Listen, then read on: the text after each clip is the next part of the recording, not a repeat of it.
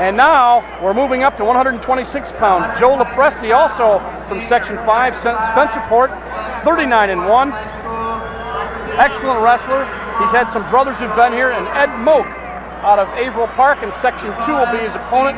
126 pounds, 31-1-1, 24 pins.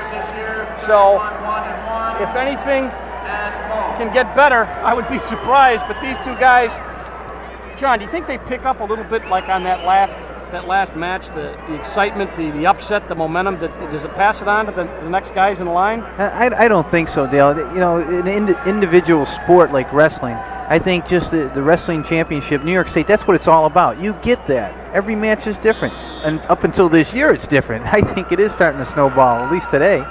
Well, Lopresti and Moak. Lopresti in the purple with the white down the side. Moak in the maroon Section 2. Yep. And Moak and Lopresti tie right up, go after one another.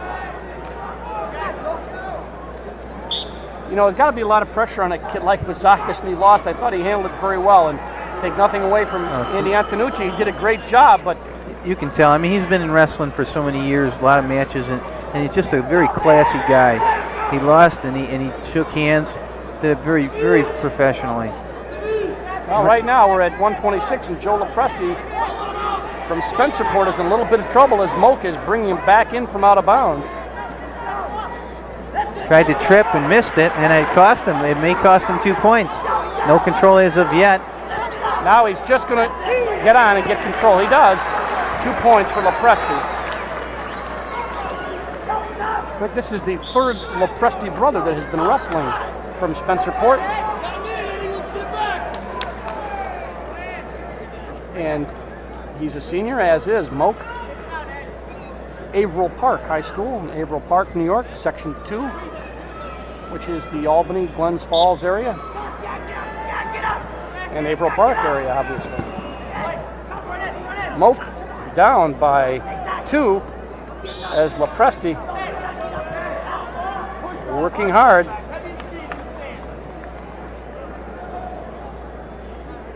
Wearing the singlet, Section 2, wearing the tights. Not getting that hand control, as I've mentioned before. I'm kind of surprised. These guys are so good on their feet, I think they forget the basics on top and bottom a little bit. And he's trying to crawl to freedom here. Tight waist, and then Lopresti gets up on him and takes him down.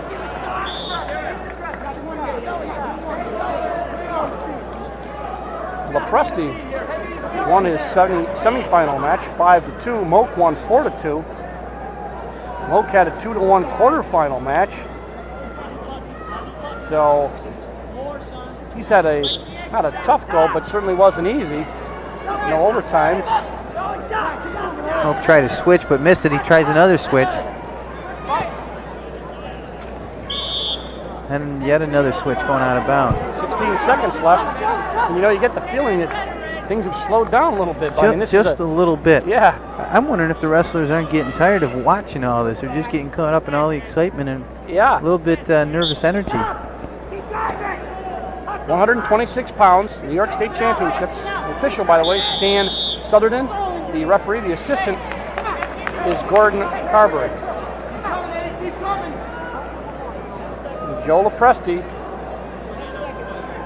in the purple on top, 2-0 over Ed Moak, Section 2. Both the men are seniors. And Lopresti was just hit with a caution, Dale. Oh, I'm sorry, Moak was on the bottom for moving before the whistle.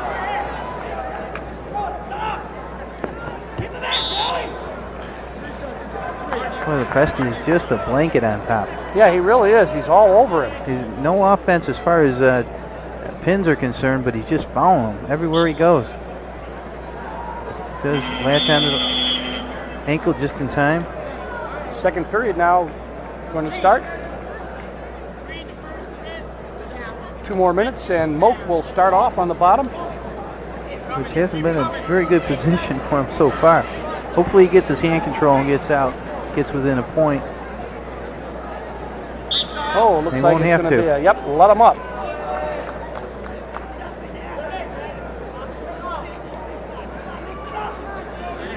Moak now gets 1 point on the uncontested escape. And he goes after Lopresti. Trying to hit a double leg tackle, but he's just not setting Lopresti up quite the way he should. Now he's underneath the arms, a little bit better. Too far away. Once again, these guys do not look like they weigh 126 pounds. Lopresti a little taller and lankier than Moak. Moak gets in as Lopresti tries to counter. Gets in that deep on his single leg again, but just can't pull Lopresti in. Off the mat. 119 left. And a little bit of an injury here to Lopresti. He kind of gimped off the mat. And they're going to start injury time. As they look at the knee, unfortunately, they are looking at the knee. And unfortunately, injuries are a big part of any sport with contact involved, even without contact. I mean, just a pull here, a tear here. Doesn't look anything that's going to keep him from wrestling. Hopefully not. We've seen a lot of bloody noses so far, but yeah. Well, the knee obviously is such an in any sport, but really, especially this sport, because you're on your feet so much, you're down, you're on your knees. It really takes a lot of shock, and Lopresti is really favoring that, and I think it's going to get a little worse before it gets any better. But as you said, there's nothing. There's no tomorrow, and Lopresti is a senior, and he shoots. Right. Got in very deep, but Moak counters, at least for the moment. Lopresti changed off from a single to a double. Scooped it with a leg, nothing yet. And Moak still battling, beautiful counters. Moak did I thought he was in a lot of trouble, and his coach did too. Moak did a great job of getting out of that.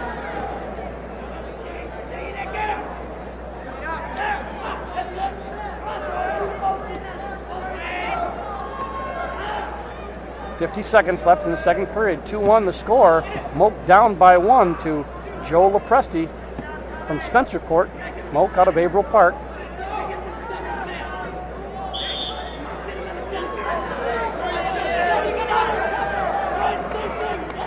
Lots out of bounds. 39 seconds left in this period. Period 2. Now they start.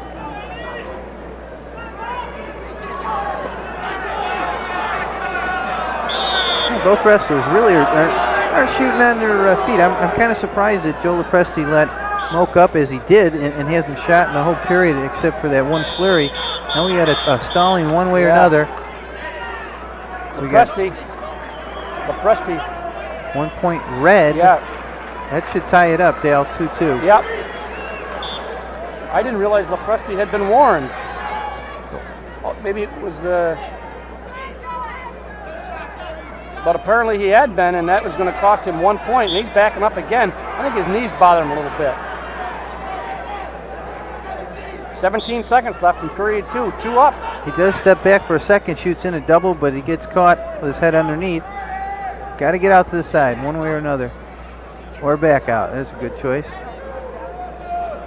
Almost over. Period 2. Winding down. That's going to do it for period 2, and it stays 2-2. Green will be Lopresti, and he's going to take a timeout as they check the nose and leg. There's the score. Dale, I can't remember a state championship with so many close bouts, at least in the recent future or recent past. It's just amazing. Well, one of the things that we had said that it seemed that in the last couple of years, maybe especially the semis, seem to be more exciting than the finals. That's right. And I saw some great matches today, and boy, they were just topped off. The first couple weight classes were just phenomenal today. And this has been a good match, just simply not as frenetic pace-wise as the other two matches. We're down in the final 2 minutes, and the score is 2-2. You couldn't ask for anything closer. Great. And the third and final period is underway. Moak bringing Lopresti down. Moak's strong. Deceptively, he doesn't look like he would be that strong, and He has been, and he's quick. Right now, he's going to have to be if he's going to get away from Lepresti's switch. He fights up, going to get up 1 instead of 2, but he's down by 1 now, 3-2. Lepresti makes a nice move, a duck under, and they not out of bounds yet. Close enough. Not out of bounds. I think he heard you, Dale, and he just wanted you to prolong that out of bounds. And they're going to cut injury time again for Lepresti, who is gimping a little bit more on that leg, and that's Moak's coaches. Those are Moak's coaches talking to him, and he is down by 1 point. Now they're looking at Lepresti. The officials are overlooking, and the one official has the injury clock to make sure they do not go over. And they're going to 1:31 left. 1:31. The 2 seniors. Started in November, it's March.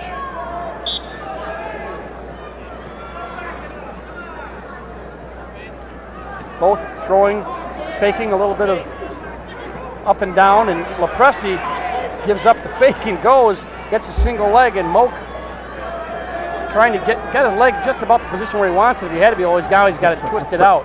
Presti's trying to keep him in, and Moak would like to see the out of bounds in a hurry. Yeah. Whoa, nice move by Lepresti. Beautiful, lifted that single leg up to the ceiling. Boy, he really took that one up in the air. Oh, he took it as high as you could take it without... 5-2, Moak's got 1 minute to get 4 take points. a look at that, he's got that single leg. Watch this, Dale, he's just going to crank it up. Look at him, lift it up in the air. Moak had no place to go but down. And he's trying to get at least 1 point here. And he does. Does right there, 5-3. A lot of time left. Take down away from another overtime, huh? Okay, now we're going to get the Lepresti. Lepresti better be careful here, Dale, especially if Moak comes up with 2 points and they go into overtime, because as we stated earlier today, the injury timeout is accumulative and carries over into the overtime, and if he can't participate and he has to call timeout, the match will be over. Oh, they're going to look for 1 point there. They got it. 1 point. Lepresti gives up as he went backwards faster than Moak was pressing him. Now it's 5-4. Moak's a takedown away from a lead. 30 seconds. Presti in with a double leg that heads to the outside where it should be. Just can't come up with the 2 points. 22 seconds. He's going to back. He's got to watch it. I'll tell you, the officials are looking for that, backing off. Yeah. Coaches. Moak's coach is telling him not to reach. And Lepresti backing off again. Moak very close to 2 points here if he can keep Lepresti's head down. 10 seconds. He's not going to get it, I don't think. It's going to be 7, close. 6, 5, 4. And Lepresti moving up better in his position. No.